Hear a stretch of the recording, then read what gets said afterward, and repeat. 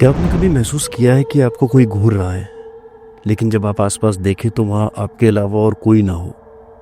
या कभी ऐसा हो कि आप किसी रास्ते पर चल रहे हैं और कि तभी अचानक से आपको ऐसा महसूस होता है कि आपके ठीक पीछे कोई चल रहा है, पर आसपास देखने पर दूर दूर तक वहाँ आपके अलावा और कोई ना हो?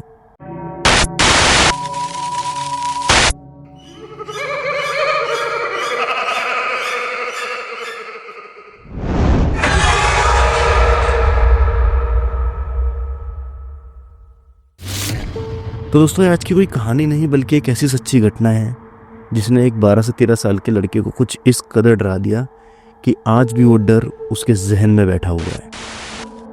दोस्तों, ये कहानी है उत्तर प्रदेश के एक छोटे से गांव की, जहां रातें काफ़ी अंधेरी और सन्नाटे भरी होती हैं। इस गांव में एक 12 साल का लड़का था, अजय, जो अपने दोस्तों के साथ हर रात खाना खाने के बाद गांव की गलियों में खेलने के लिए जाया करता था। पर आज की रात जो खेल होने वाला था उससे अजय और उसके सारे दोस्त अनजान थे। होता कुछ इस तरह है कि उस शाम अजय अपने चाचा को किसी से फ़ोन पर बात करते हुए सुनता है कि नदी के पार कुछ है और वो किसी भी रूप में आ सकता है। और उसकी हंसी इतनी भयानक है कि उसको सुनने वाले की रूह कांप जाती है। और उसका असली चेहरा तो मानो ऐसा है कि जिसने आज तक देखा है या तो वो मर गया है या फिर किसी को कुछ बताने लायक ही नहीं बचा। अजय कोने में खड़ा सारी की सारी बातें सुन रहा था।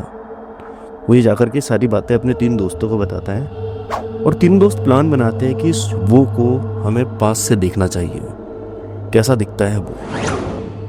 तो दोस्तों, रात का समय था, पूरा गांव लगभग सो चुका था। वो चारों के चारों दोस्त चुपचाप अपने अपने घरों से निकलते हैं और खेत के किनारे इकट्ठा होते हैं और धीरे धीरे वो नदी की तरफ बढ़ते हैं।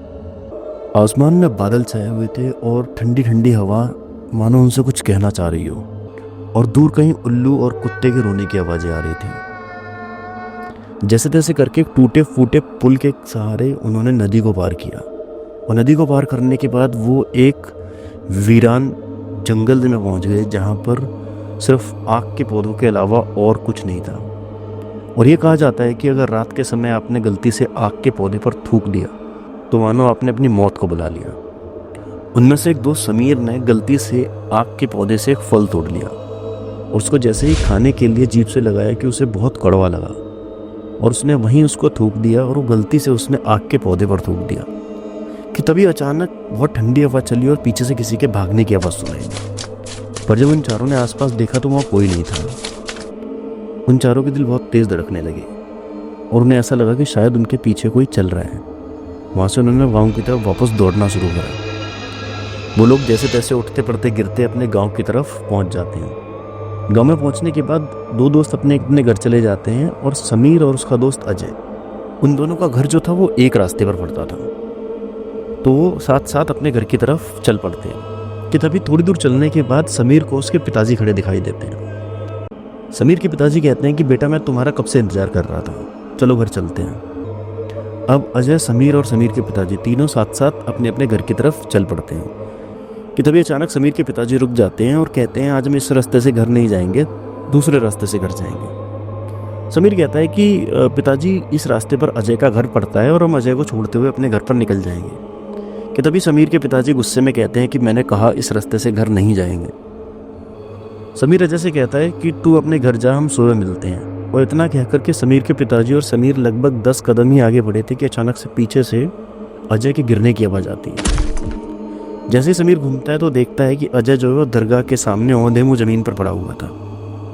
समीर अपने पिताजी का हाथ छुड़ाता है और भागता हुआ जाता है, अजय को खड़ा करता है और वो दोनों अजय के घर की तरफ चल पड़ते हैं। थोड़ी दूर आगे बढ़ने के बाद जैसे ही समीर पीछे मुड़कर देखता है अपने पिताजी को, वो हैरान हो जाता है क्योंकि उसके पिताजी वहाँ पर नहीं थे। समीर का दिमाग सुन पड़ जाता है, अगर वो उसके पापा थे तो फिर अचानक गायब कैसे हो गए। दोनों वहाँ से भागते हुए अजय के घर पहुँचते हैं। जैसे वो अजय के घर पहुँचने ही वाले थे कि गली के कोने पर वो देखता है कि अजय के पिताजी और समीर के पिताजी दोनों खड़े होकर आपस में बातें कर रहे थे। कि तभी समीर के पिताजी कहते हैं कि तुम दोनों कहाँ थे, हम तुम्हें कब से ढूंढ रहे हैं। दोनों को कुछ समझ नहीं आ रहा था कि तभी अजय जो है भागकर अपने घर के अंदर घुस जाता है और समीर वहाँ से दौड़ लगा देता है अपने घर की तरफ। दोस्तों, जब वो अपने घर पहुँचता है तो उसके पैरों तले ज़मीन खिसक जाती है क्योंकि समीर के पिताजी और अजय के पिताजी दोनों समीर के घर पर बैठकर आपस में बातें कर रहे थे। समीर घबराया हुआ पूछता है कि पिताजी आप अगर यहाँ थे तो वो वहाँ कौन था। समीर जैसे ही घर से बाहर निकलता है और इधर उधर देखता है, तभी उसके कानों में आवाज़ आती है, मैं हर जगह आ सकता हूँ। दोस्तों, ये घटना समीर आज तक नहीं भुला पाया है, क्योंकि उसे पता है कि वो आज भी यहीं कहीं है। दोस्तों, शायद वो कहीं आपके आसपास तो नहीं है। तो कैसी लगी आपको ये कहानी, हमें कमेंट करके बताइएगा। और इस तरह की कहानियाँ अगर आपके पास भी हैं तो नीचे दी गई ईमेल आईडी पर वो कहानियाँ शेयर करें और अपनी स्टोरी का हमारे चैनल पर इंतजार करें। मिलते हैं अगली कहानी में।